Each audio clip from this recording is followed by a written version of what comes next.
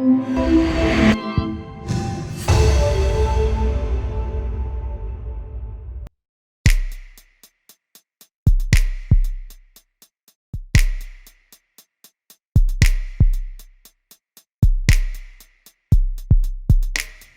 el Perú, según el censo del INEI del 2021, 4.390.088 personas tienen como lengua materna una lengua nativa.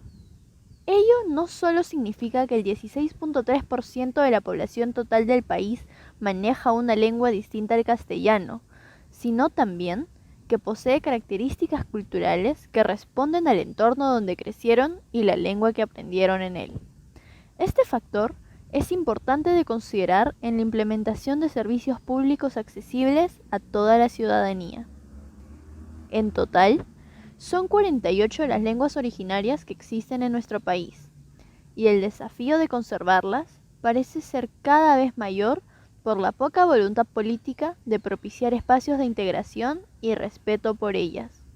Podríamos mencionar, por ejemplo, algunas de las nuevas normas promulgadas por el Minedu para la no implementación del modelo de escuela intercultural bilingüe en algunas zonas del país, a pesar de que hace tan solo 2 años, en el 2020, el déficit de docentes bilingües era de más de 25.000.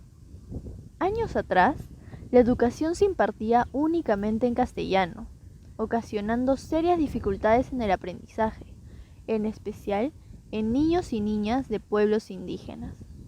Actualmente, la educación intercultural bilingüe es parte de una política nacional y es necesario mantenerla mediante su reconocimiento y aplicando medidas que sumen a su mejoría, lejos de promover reformas sin continuidad que buscan beneficiar a reducidos sectores de poder.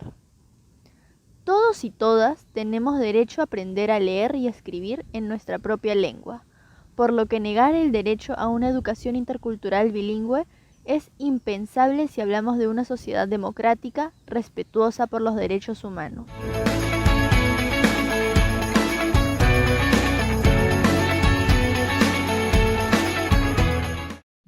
Hola, ¿qué tal? Bienvenidos, bienvenidas sean todos a este nuevo programa de Amigos con Derechos, un podcast para entender cómo los derechos humanos impactan en nuestras vidas. Mi nombre es Katy Subirana, soy periodista y soy su anfitriona en esta temporada.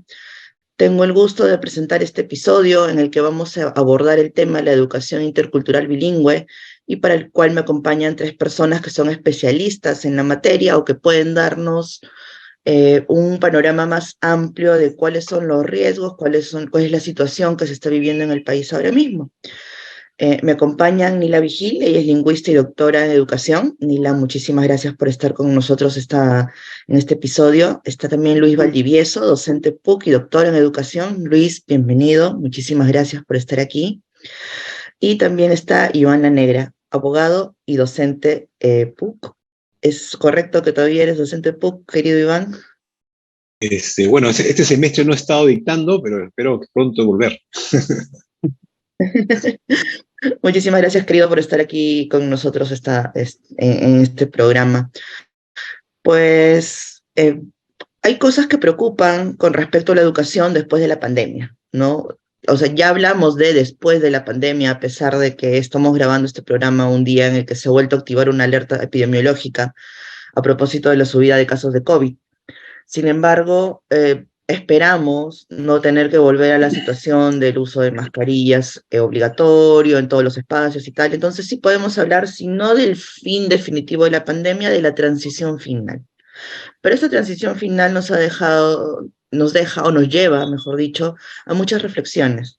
Porque durante la pandemia, si bien hemos visto que el Perú tiene serios problemas en diversos espacios o en diversos ámbitos de desarrollo, uno de ellos ha sido la educación, que de alguna forma salió bien, más o menos bien parada con el tema de Aprendo en Casa. Sin embargo, Aprendo en Casa tuvo algunas limitaciones propias del sistema educativo peruano y también una vez que regresamos a la presencialidad, los temas de Aprendo en Casa o el tema de la virtualidad quedó pues de un lado y no sabemos o no hemos analizado hasta ahora, y por eso también los convocamos, cómo se ha desarrollado ciertos temas tipo la educación intercultural una vez que se ha regresado a las aulas? ¿Cómo podríamos hacer un análisis breve acerca del panorama que nos ha tocado vivir durante y en este tramo final de la pandemia? No sé, de repente Nila podría empezar contándonos un poquito su punto de vista.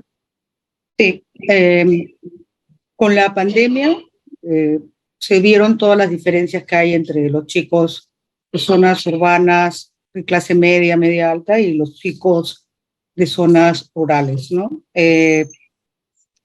No hay, o sea, yo he visto que en muchas escuelas no ha habido internet, o sea, en muchas no hay fluido eléctrico, no hay internet, no hay nada. Y hubo un video que hizo Comunica Amazonía donde explicaba, ¿no?, lo que pasaba, que el maestro les mandaba las tareas a los chicos, pero los chicos no recibían nada. O sea, no recibían nada porque no tenían internet, no tenían nada en WhatsApp. Luego había un docente aguajún, un docente mestizo que enseñaba en una zona aguajún y decía, bueno, ahora con la pandemia es un problema, porque cuando yo estaba en presencialidad, yo les explicaba a los chicos en castellano y los chicos que sabían castellano y aguajún le traducían a los chicos que no sabían castellano. Pero ahora ya no hay eso, pues, ya no hay eso, entonces a los chicos que no saben castellano no entienden nada, así que van a tener que abandonar la escuela. O sea, el docente no decía, es una pena que no se cumpla la ley, que yo esté acá enseñando a chicos sin estar capacitados, sin saber la lengua, sino, ya no está el chiquito que traducía a las demás criaturas. Entonces, ha sido terrible. Los chicos en zonas rurales no han tenido, algunos maestros comprometidos con el pueblo han hecho fichas, las han colgado en la posta, qué sé yo, y los chicos han ido a recogerlas. Pero eso ha sido de maestros que vivían en las comunidades. Pero hay comunidades en las cuales se enteraron de la pandemia cuando esta ya había empezado, se enteraron del toque, del lockout, ¿no? Cuando ellos ni sabían. Pero luego, cuando se enteraron, llegó el ministerio y dijo, ustedes tienen que cerrar. Entonces los maestros han regresado a sus propias comunidades y los chicos se han quedado sin nada. Entonces la pandemia ha sido terrible en lo que se vive, o sea, terrible, sí. Uh-huh. Y este retroceso, porque más que hablar de un congelamiento es un retroceso, ¿cómo se está tenemos, mejor dicho, pistas de cómo se está tratando de sobrellevar ahora que estamos en este tramo final de la pandemia donde estamos realizando la presencialidad? Luis, de repente tendrías algo que decir al respecto. Muchas gracias, Katy. Bueno, por las informaciones que hay, en realidad, todo lo que corresponde a educación intercultural bilingüe se está manejando ahora de una manera mucho más, yo diría, limitada y posiblemente de una manera un poco más torpe. Yo creo que en general el problema del país antes de la pandemia no es que ofrezca una mala, precaria educación intercultural bilingüe a lo que ustedes llaman las zonas alejadas del país, sino que el problema estructural es que las zonas urbanas, tanto en colegios privados como colegios públicos, no tienen una educación intercultural bilingüe que les permita conocer el país en el que están viviendo. Entonces vivimos en las ciudades de espaldas a la realidad nacional. Y por eso no es extraño que luego nuestras instituciones, manejadas por principalmente personas que se han formado durante 10 o 12 años en estas escuelas regulares, continúen reproduciendo estas políticas de marginación cultural, lingüística, económica contra las comunidades que no tienen identidades hispanas. O sea, el problema de la interculturalidad no está en las zonas rurales o en los pueblos o comunidades indígenas, sino está en las zonas hispanas. Somos nosotros los que discriminamos, somos nosotros los que hemos ofrecido servicios precarios, somos nosotros los que los mandamos a escuelas, como dice Nila, donde no hay electricidad, ni siquiera hay agua. Y eso lo sabemos cuando recorremos el país Y eso es lo que estamos haciendo desde las instituciones, digamos, no solamente educativas, ¿no? Sino también todas las otras instituciones. Estamos como, de alguna manera, educando a la gran mayoría de nuestros niños y jóvenes de espaldas al país, ¿no? Y, por supuesto, los grupos más privilegiados, si creen en la interculturalidad, es en la interculturalidad pues con Estados Unidos, con Alemania, ahora último con China, ¿no? Pero no la interculturalidad con el vecino, con el compatriota, con el que finalmente comparten una historia y un futuro. Gracias. Claro, no tienes toda la razón. Y en ese sentido, Iván, tú que has trabajado bastante con pueblos, sobre todo con pueblos amazónicos, ¿cuáles son los efectos o los defectos que supone que veamos la interculturalidad desde el punto de vista que menciona Luis? Y bueno, en primer lugar, gracias por la invitación. Un saludo a los colegas acá. Y es cierto, ¿no? Primero que entender que es una historia, un proceso, ¿no? Porque justo este año se cumplen 50 años, ¿no? De la incorporación en la Ley de Educación durante el gobierno de Velasco, de esta disposición en el marco de la educación rural sobre la necesidad de incorporar la educación bilingüe, ¿no? Digamos, es un hito, ¿no? Y claro, y el próximo año van a ser 30 de la Constitución del 93, que es donde también se incorpora un conjunto de derechos específicos, ¿no? Digamos, le dio otro hito o impulso, por lo menos inicial, al proceso de incorporación de la educación bilingüe de una manera ya de política mucho más consolidada dentro de toda la precariedad que acaban de comentar, ¿no? Entonces, y evidentemente hay varios problemas, ¿no? Creo que uno de los temas que inicialmente se encontró, por ejemplo, en el 2011, era que ni siquiera existía una política pública que pudiera tener ese nombre dentro del Ministerio de Educación alrededor de la EIB. Digamos, había carencia de información básica sobre inclusive qué escuelas necesitaban tener servicio, que, digamos, no teníamos ni siquiera una política, ¿no? Organizada, estructurada sobre qué cosa es lo que debería ofrecer la educación. O sea, ni siquiera teníamos lo básico, ya, digamos, lo que plantea Luis es el siguiente paso, ¿no? Pero ni siquiera lo básico teníamos en ese momento, y eso se empezó a hacer. Creo que hubo un esfuerzo ahí muy interesante, pero desde luego muy limitado también, porque evidentemente hay un montón de carencias, no solamente en el EIB, sino en general la educación peruana, ¿no? que pues genera dificultades para avanzar. Y el problema, como digo, y lo que plantea Luis es bien importante porque alude a qué entendemos por un Estado intercultural finalmente, ¿no?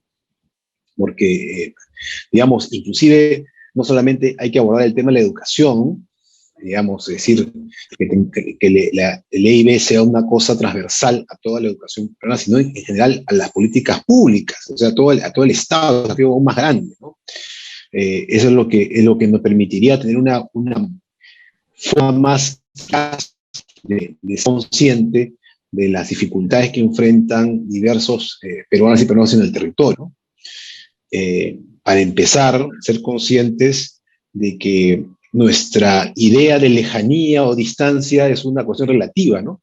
O sea, siempre decimos, ellos están lejos, nosotros no. Por ejemplo, ¿no? Entonces, la idea respecto de digamos, desde dónde se habla o se plantean los problemas, ¿no? Que generalmente, evidentemente, desde el poder político central. Y creo que eso es lo que está ocurriendo ahora. O sea, nuevamente se están planteando los problemas, pero ahora de una manera, digamos, muy burda, ¿no? Desde el centro, ¿no? Desde la discusión de los problemas que tocan, por ejemplo, a los sindicatos, ¿no? Y a la discusión del poder político desde el Palacio de Gobierno, ¿no? Pero no desde la realidad, de las necesidades concretas de las personas, de los ciudadanos, ciudadanas que estamos formando en el país. Es un tremendo tema, ¿no? Pero creo que ahora, me imagino, conversaremos un poco sobre dónde están esos desafíos tan serios hoy, ¿no? Que son creo, de una gravedad que hay que tomar muy en cuenta. Iván, ¿tú dirías que hemos retrocedido a propósito de la pandemia en el tema de EIB? No, sí, sin duda.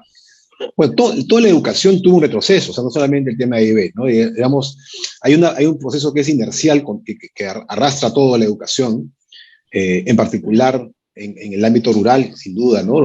La vulnerabilidad es mayor, o sea, nosotros todo lo que decimos es, hay zonas que son más vulnerables, entonces cualquier cambio puede generar más problemas en esas zonas más vulnerables, ¿no? Entonces, eso es lo que ha pasado, pero, pero además creo que lo que estamos viviendo ahora son retrocesos vinculados con las capacidades mínimas, para empezar, de rectoría del sector de educación. Creo que hay un tema crítico, no solamente con el cambio de ministros, sino también con cambio de funcionarios en puestos claves y pérdida eventualmente de capacidades para hacer las cosas que ya teníamos avanzadas. Y luego el riesgo político, que creo que es el más serio en estos momentos, ¿no? Que tiene que ver con la captura de intereses particulares respecto de políticas que no deberían ser objeto de solamente la expresión de un sector de los intereses vinculados a la educación. Que es un problema, ojo, que no solamente se reduce a los profesores, porque a veces dicen solamente los sindicatos son el único tema, pero no solamente son ellos actores con intereses, hay otros más.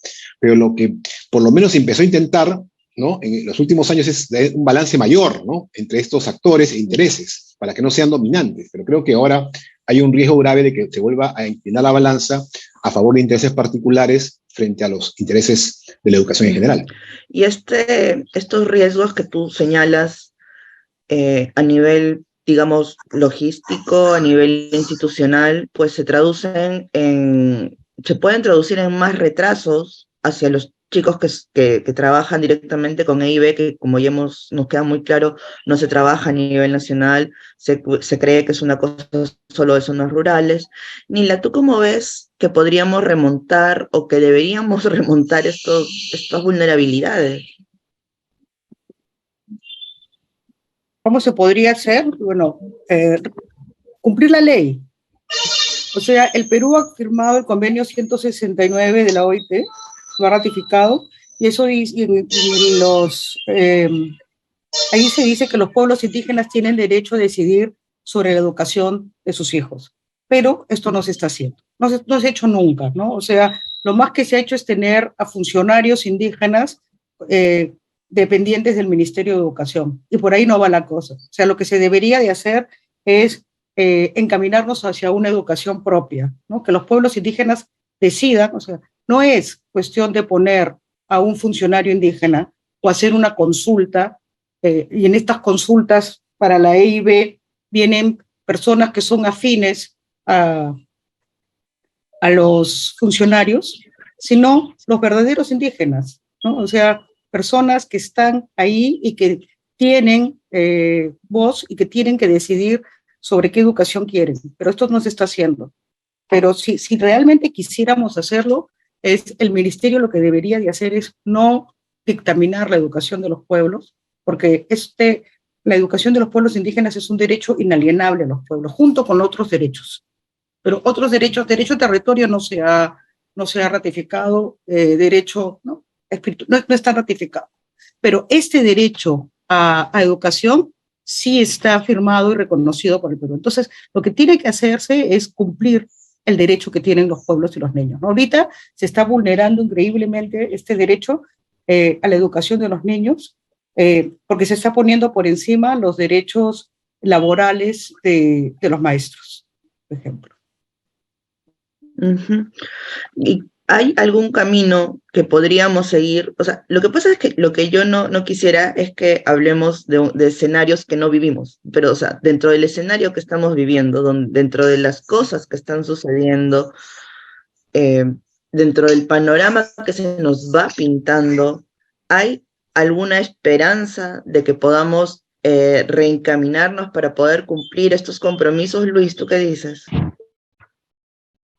Por supuesto que hay esperanzas. Y como dice Nila, tenemos herramientas legales que simplemente tenemos que implementarlas, ¿no? De hecho, existe una política nacional de educación intercultural para todas y todos, por ejemplo, ¿no? Entonces, lo que hay que hacer es implementar esa política. Y eso requiere diferentes pasos.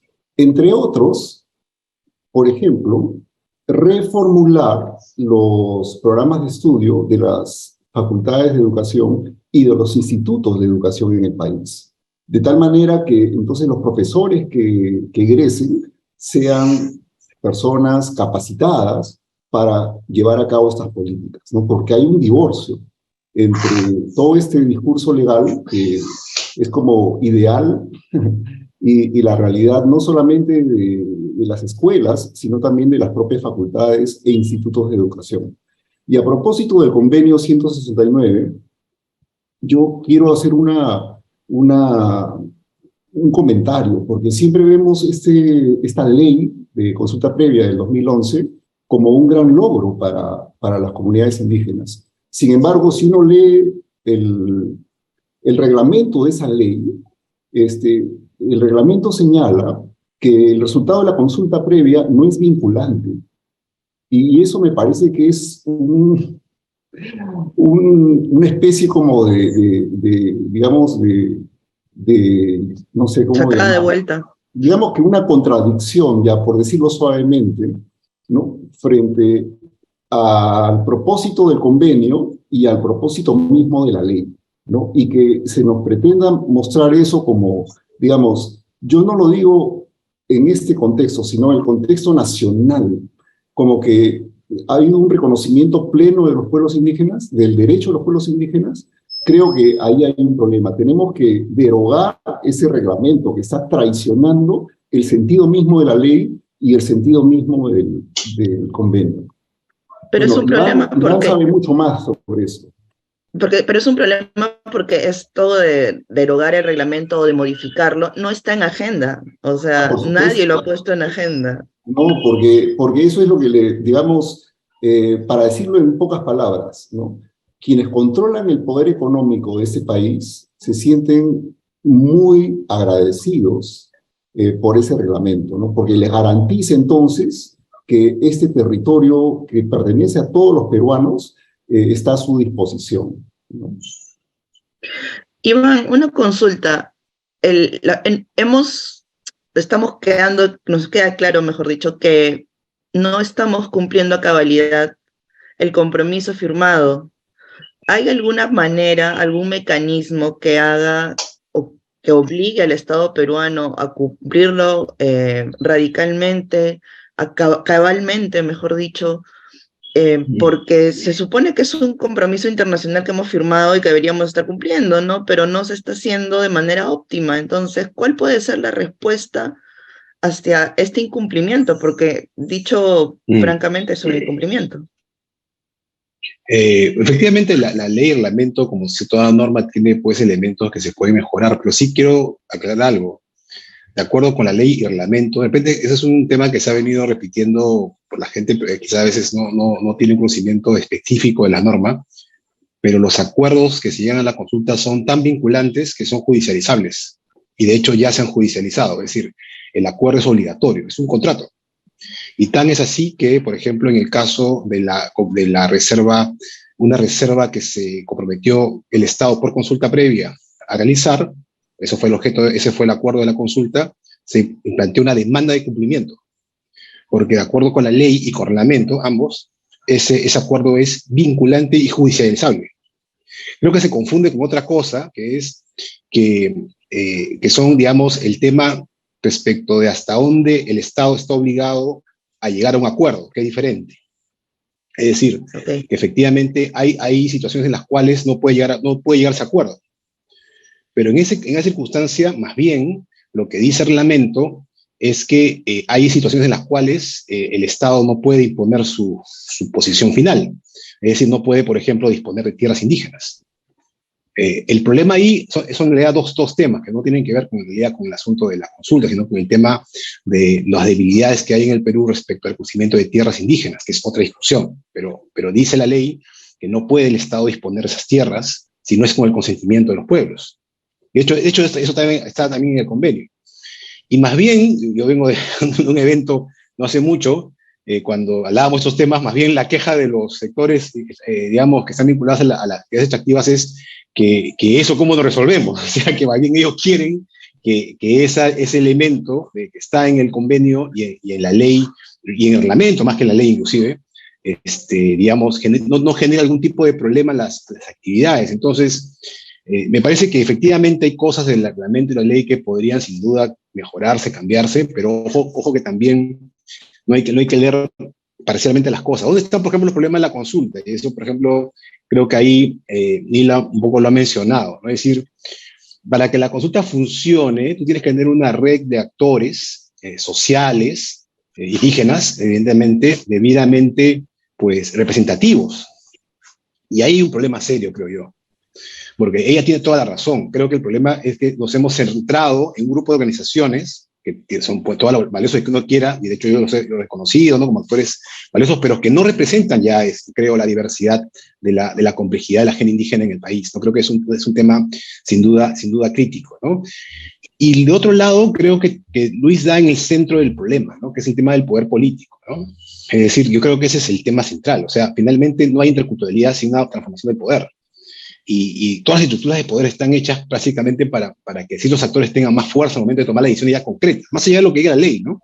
Las posiciones concretas se toman en contextos muy específicos y ahí hay un problema serio, que no se va a cambiar sencillamente porque hayan estos elementos de políticas y que no hay un plan, ¿no? Al final la implementación de todo esto requiere de capacidades estatales y de acuerdos políticos. Y si esos varían, como estamos viendo ahora en estos momentos, puede haber riesgos, ¿no? Por ejemplo, lo que está pasando ahora es que esto que se estaba reclamando respecto de que, por ejemplo, un profesor, ¿no? Sepa al menos, tenga las capacidades mínimas para enseñar en una lengua indígena, está en cuestión ahora. Se indica de que eso no necesariamente es un requisito que tiene que cumplirse. ¿Y por qué ocurre eso? Porque hay un acuerdo político entre el gobierno y ciertos sectores del profesorado, donde estos puestos que están en el EIB son atractivos y se quieren, digamos, ocupar con personas que no tienen esas capacidades. Y eso además, fíjense, lo quieren sumar con estabilidad laboral. Es decir, que además la persona que no tiene la capacidades tenga un puesto que pueda ser luego casi dificilísimo de cambiar más adelante. Eso genera un problema muy serio en el futuro. O sea, no lo vamos digamos, esta generación solamente va a ser afectada, van a afectar las siguientes generaciones que van a tener ese problema que resolver, con un enorme costo, evidentemente, para la sociedad y para el Estado. Bueno, si este año se cumplen 50 años desde que se implementó la idea de la educación intercultural bilingüe, pues definitivamente no hemos avanzado mucho, ¿no? O sea, se ha avanzado en algunas cosas, pero si hacemos un balance, creo que todavía nos queda muchísimo por avanzar. Me pregunto si tendríamos que esperar otros 50 años para poder hablar de una real aplicación de la educación intercultural bilingüe, dejando de lado los intereses políticos. Nila, ¿tú cómo lo ves? No hemos avanzado en la educación intercultural bilingüe, pero tampoco hemos avanzado en la educación hispana, la educación de los mestizos. O sea, eso de decir hace 50 años y todavía no se avanza es echarle la culpa a la EIB, ¿no? Lo que sí creo es que tenemos una gran brecha docente, ¿no? O sea, tenemos 48 lenguas indígenas y todavía nos falta formar a maestros en muchas lenguas, ¿no? Claro. Entonces, recién ahora se está, o sea, hasta hace poco se tenían maestros en educación intercultural bilingüe que no eran formados en EIB, que sabían la lengua, pero no sabían cómo enseñar, cómo hacer el tratamiento de las lenguas, la didáctica, qué sé yo. Entonces, yo creo que sí hemos avanzado. O sea, hemos avanzado porque ya tenemos maestros formados en EIB, ¿no? Tenemos estos maestros, tenemos distintos escenarios lingüísticos, escenarios educativos, o sea, tenemos EIB en zonas urbanas, ¿no? Acá en Cantagallo, que se habla shipibo, hay EIB, tenemos maestros shipibos. O sea, yo creo que poco a poco estamos avanzando. Tenemos chicos que han...